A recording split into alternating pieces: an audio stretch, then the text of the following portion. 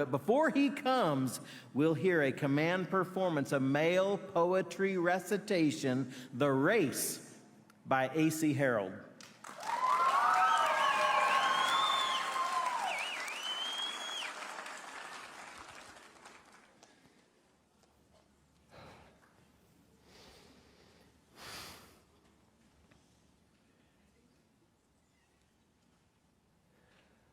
Whenever I start to hang my head in front of failure's face, my downward fall is broken by the memory of a race.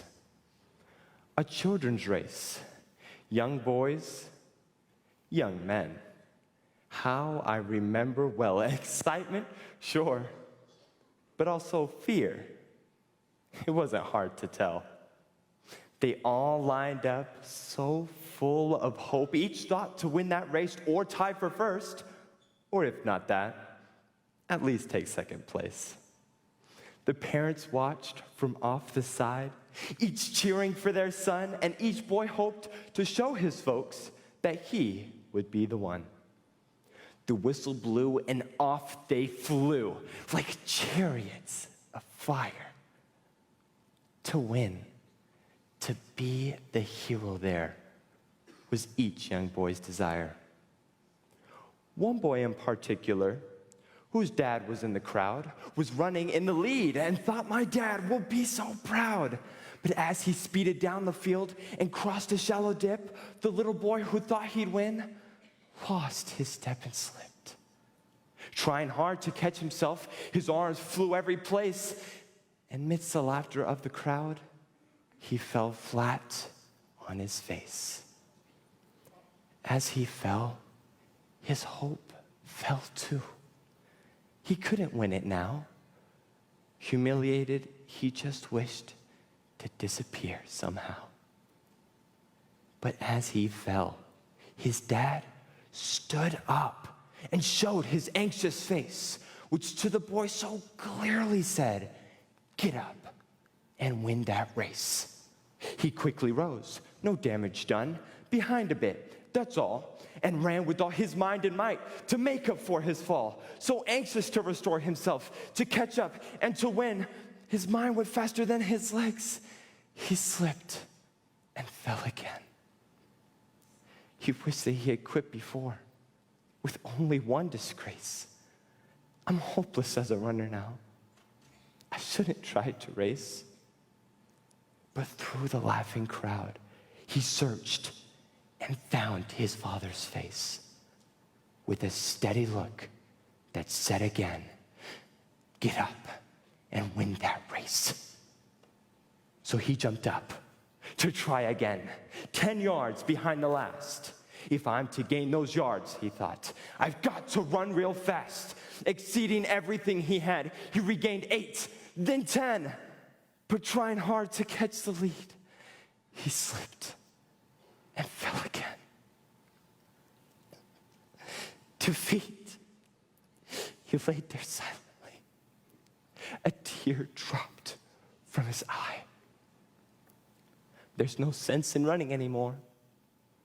3 strikes, I'm out. Why try? I've lost. So what's the use? He thought. I'll live with my disgrace. But then he thought about his dad, who soon he'd have to face. Get up, an echo sounded low. You haven't lost at all. For all you have to do to win is rise each time you fall. Get up, the echo urged him on. Get up and take your place. You were not meant for failure here. Get up and win that race. So up he rose to run once more, refusing to forfeit. And he resolved that win or lose, at least he wouldn't quit. So far behind the others now, the most he'd ever been. Still, he gave it all he had and ran like he could win. 3 times he'd fallen stumbling. 3 times he'd rose again. Too far behind to hope to win. He still ran to the end. They cheered another boy who crossed the line and won first place. Head high and proud and happy. No falling, no disgrace. But when the fallen youngster crossed the line in last place, the crowd gave him a greater cheer for finishing the race. And even though he finished last, head bowed low, unproud, you would have thought he'd won the race to listen to that crowd. And to his dad, he sadly said, I didn't do so well. To me, you won, his father said. You rose each time you fell.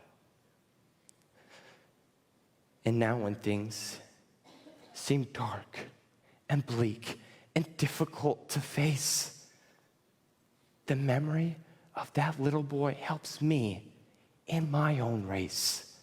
For all of life is like that race with ups and downs and all. But all you have to do to win is rise each time you fall. So when depression and despair shout loudly in my face, another voice within me says, get up and win that race.